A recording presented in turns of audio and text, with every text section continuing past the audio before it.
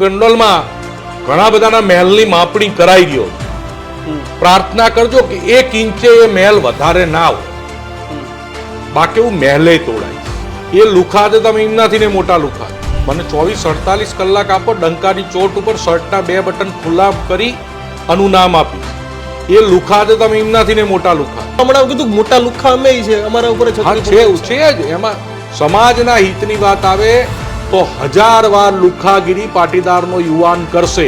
મર્ડરના આરોપીઓના case પાછા ના ખેંચાય. અને આપણે જોયું તો ગોંડલમાં મર્ડરના આરોપીઓને સુપ્રીમ કોર્ટે સ્ટે આપેલા. તમે હવે સમાજને કેવી લુખાગીરી કે કેવી દાદાગીરી શીખવાડશો? તો જે રાજા હશે એનો મહેલે ડિસ્ટ્રોય કરાવી દઈશ, એની રિયાસતે ડિસ્ટ્રોય કરાવી દઈશ અને એનો રૂતબો ડિસ્ટ્રોય કરાવી દઈશ. કોઈ એવી સીટ હું નહીં બનવા દઉં કે કોણ કેટલો લુખો તો એનું ધારાસભ્યનું મેરિટ વધે. સૌથી મોટો લુખો આ ઠોકવામાં પહેલો તો બધી પાર્ટી આને ટિકિટ આપવા જાય.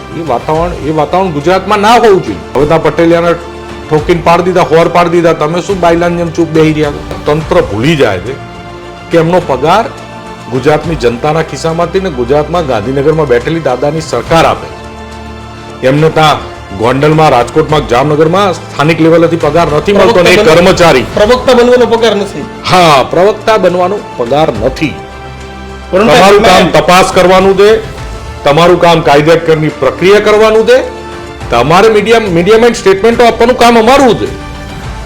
પોલીસનું કામ થોડું દે કે એ નક્કી કરે કે એક્સિડન્ટ થયો, મર્ડર થયું, દંડા પડ્યા, આમાં ઘટના થઈ. એમાં પોલીસે પ્રવક્તા ના બનવાનું હોય. પોલીસે તપાસ કરી એના સુપિરિયરને અને કોર્ટમાં રિપોર્ટ સબમિટ કરવાનો હોય અને પોલીસે ખાલી માહિતી આપવાની હોય. પોલીસે આ આરોપી નથી ને એનો બચાવ કરવા. રાજકોટ પોલીસ કેમ પ્રવક્તા બની ગઈ છે?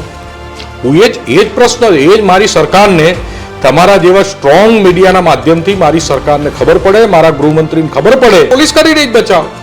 અરે હું સ્પષ્ટતાપૂર્વક કહું છું. એમાં દીક્ષિતભાઈ જો સમજી લો, એનું કારણ શું? શરમાતો નહીં, કોઈના બાપથી બીતો નહીં, મને કોઈ પગાર આલતું નહીં અને જે કમાવું છું એનો પૂરેપૂરો ટેક્સ ભરું. એવું કેમ લાગે છે કે પાટીદારો જ માર ખાય?